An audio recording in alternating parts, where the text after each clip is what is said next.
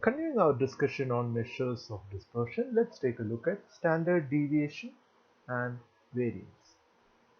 Standard deviation is denoted by the Greek letter sigma and is given by square root of 1 by n into summation fi or frequency into square of difference between observation and arithmetic mean of the observations.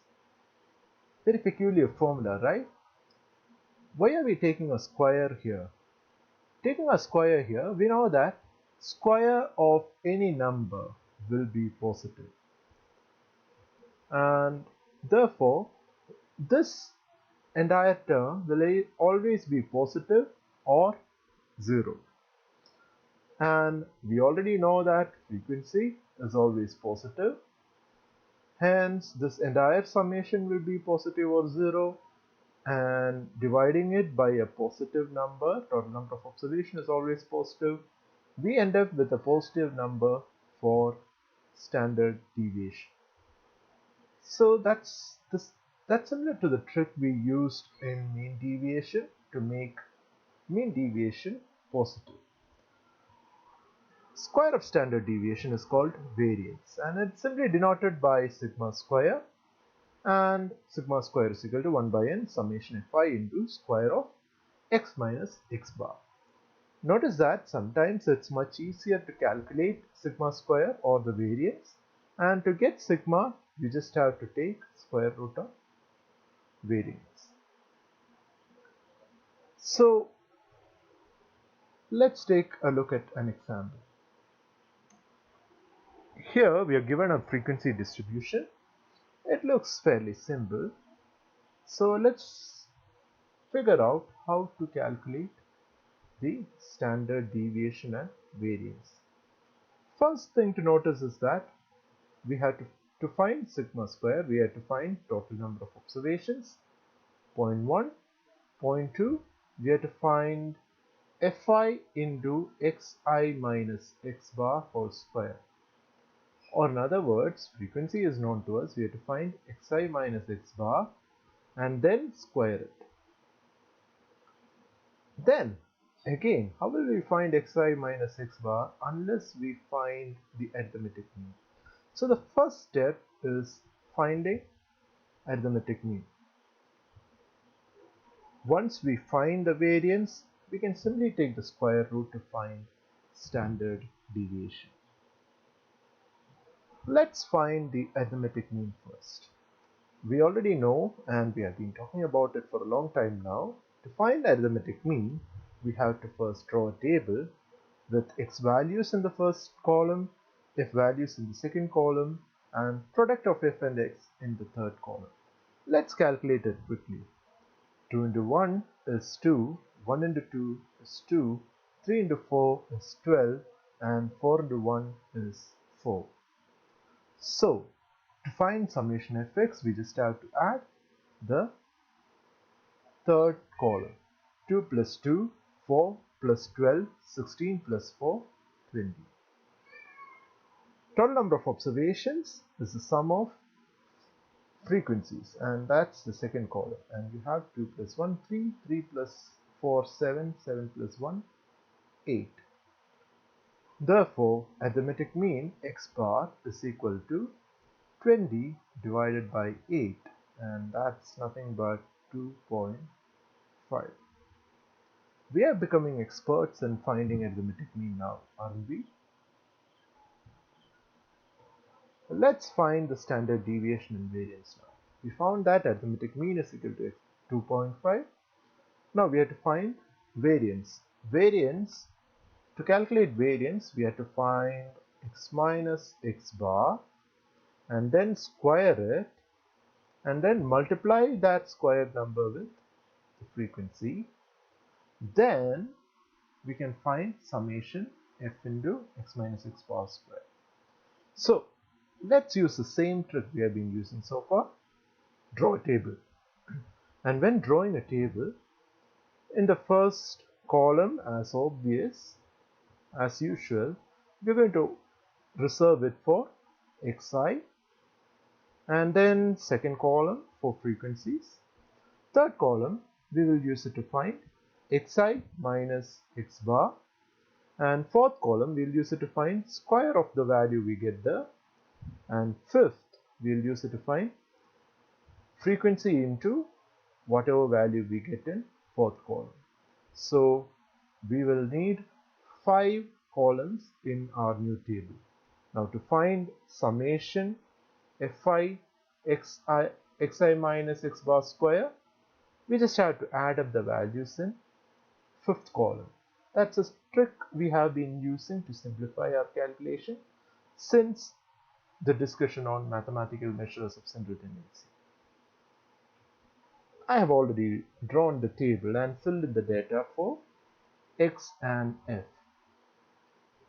Now let's calculate xi minus x bar. X bar here is 2.5. 1 minus 2.5 is minus 1.5. 2 minus 2.5 is 0 minus 0.5, and 3 minus 2.5 is 0.5. 4 minus 2.5 is 1.5. We know that total number of observations, we already calculated it for arithmetic mean, and that is equal to 8. Sorry, that's equal to 8. Squaring the value here, squaring the x minus x bar we found here, we will get minus 1.5 square is 2.25, minus 0.5 square is 0.25, 0.5 square is 0.25, and 1.5 square is 2.25. Frequency into the value we got here. In the first row, you have 2 into 2.25, that is 4.5. Second row, you have 1 into 0.25, that is 0.25. And in the third row, we have 4 into 0.25. Thankfully, that's 1.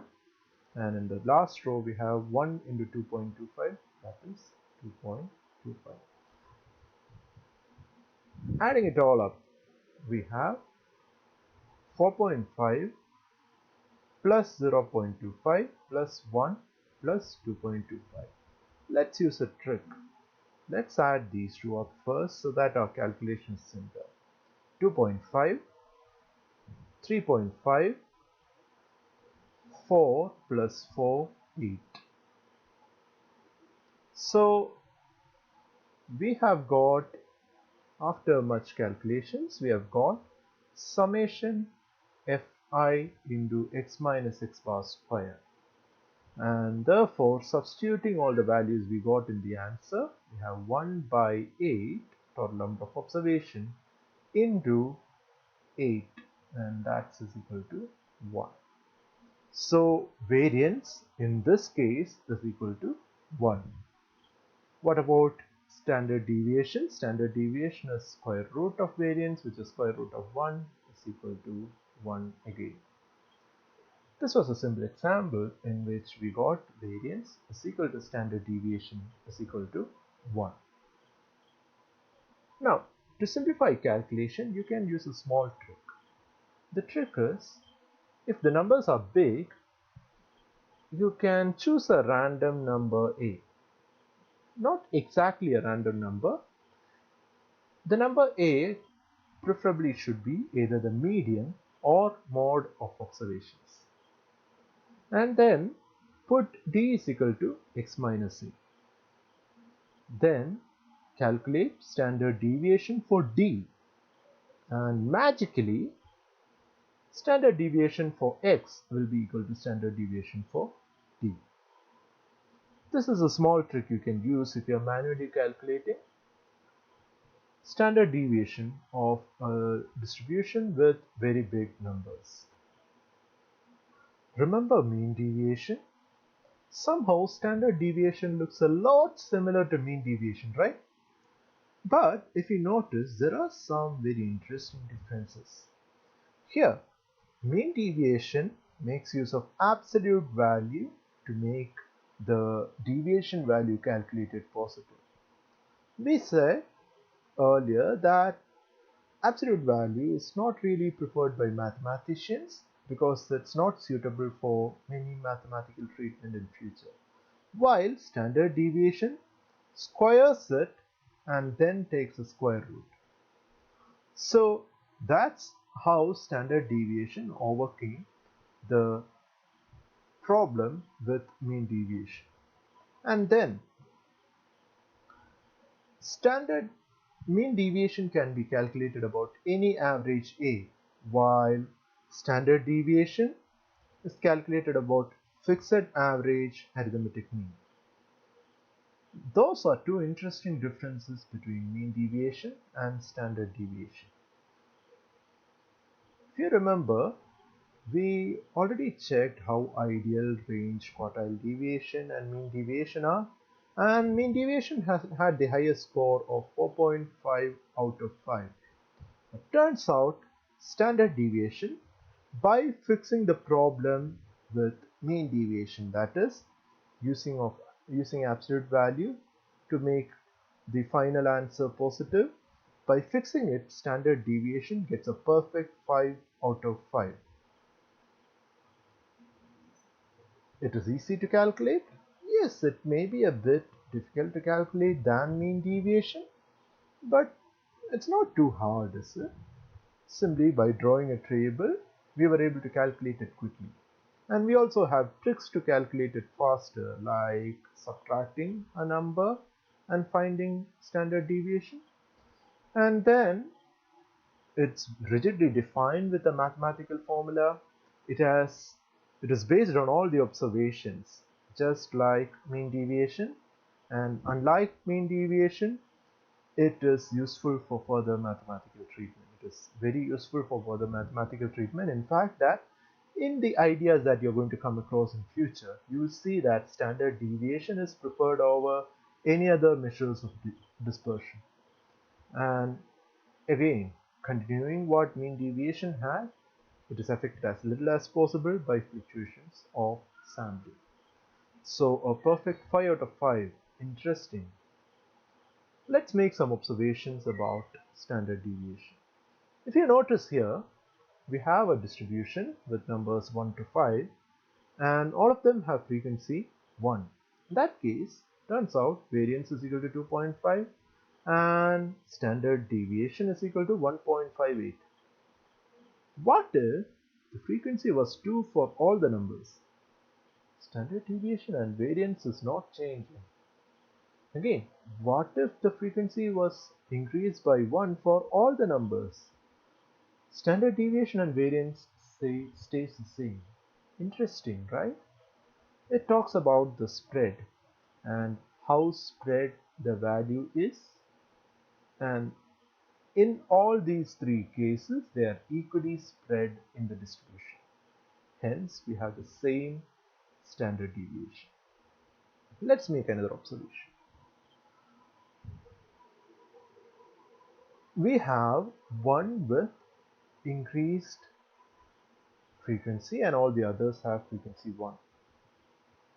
Now in the second distribution you can see that 2 has increased frequency and others have frequency 1, but standard deviation has changed. Similarly, when 3 is towards the center and 3 has higher frequency, standard deviation has changed again. When 4 has, standard deviation has changed, and something interesting. After the central value, when 4 has frequency 2, standard deviation is same as 2 having frequency 2. If you notice here again, if 5 has frequency 2, standard deviation is same as standard deviation when 1 had frequency 2. Interesting, right? So turns out standard deviation doesn't care much about the data and it simply talks about how distributed or how spread your value is. It gives you a measurement for the spread of values. Let's make another observation. In this case, we already discussed, we have all the elements of frequency, all the observations of frequency 1. I'm increasing the frequency of 1 by 2, and we already discussed this. We have sigma is equal to 1.633. Now I'm increasing the frequency of 1 by 1 again, and I get sigma is equal to 1.618. Increasing it again, I have one with frequency 4 and others with frequency 1, and turns out standard deviation is 1.581. Increasing the frequency of 1 again, I have standard deviation dropping to 1.5365. Now again increasing the frequency of 1 to 6 and leaving others as with frequency 1, I see that standard deviation is decreasing. You should get an approximate idea of how standard deviation behaves along with spread of data. Here 1 is starting to overpower the entire distribution eventually. Hence, the spread of data, in the spread of data, 1 is getting more attention. Therefore, the distribution of the spread value, dispersion value we calculated, that is standard deviation, keeps decreasing. Let's make a final observation before we move to the next topic. Let's find the standard deviation of 1, 1, 1, 1, 1, 1. Before that, to find it, we need mean, and mean is easy to calculate, that is 1. If you want to use the formula, 1 plus 1 plus 1 plus 1 plus 1 plus 1, 6 by 6 is equal to 1. So, arithmetic mean is 1. Sigma square or variance is equal to 1 by 6 into summation Fi. Turns out we have only one number with frequency 6, so the summation is not needed. So frequency 6 into x, here the number is 1 minus 1, and we are left with 1 by 6 into 6 into 0 is equal to 0, and standard deviation will be equal to 0. We got the answer of standard deviation as equal to 0. So standard deviation can be 0 or positive. We are done discussing different absolute measures of dispersion. Let's take a look at relative measures of dispersion. One of the relative measures of dispersion is coefficient of dispersion. It is given by CD is equal to sigma by x bar, and that is standard deviation divided by arithmetic mean. Coefficient of variation is 100 into sigma by x bar. So it's something like percentage of sigma with respect to arithmetic mean. Let's calculate with an example. For this frequency distribution given to us, we already calculate the average to be 12.3, and then standard deviation is equal to 1.735. You can, as an exercise, try to calculate these two values for this distribution. Since our aim is in finding coefficient of variation, I have simply given the final answers here. Now coefficient of variation is equal to 100 into standard deviation divided by average, and that's 100 into 1.735 divided by 12.3, which is equal to 14.105. Note that 1.735 by 12.3 is nothing but coefficient of dispersion. Coefficient of dispersion will be something like 0.14105.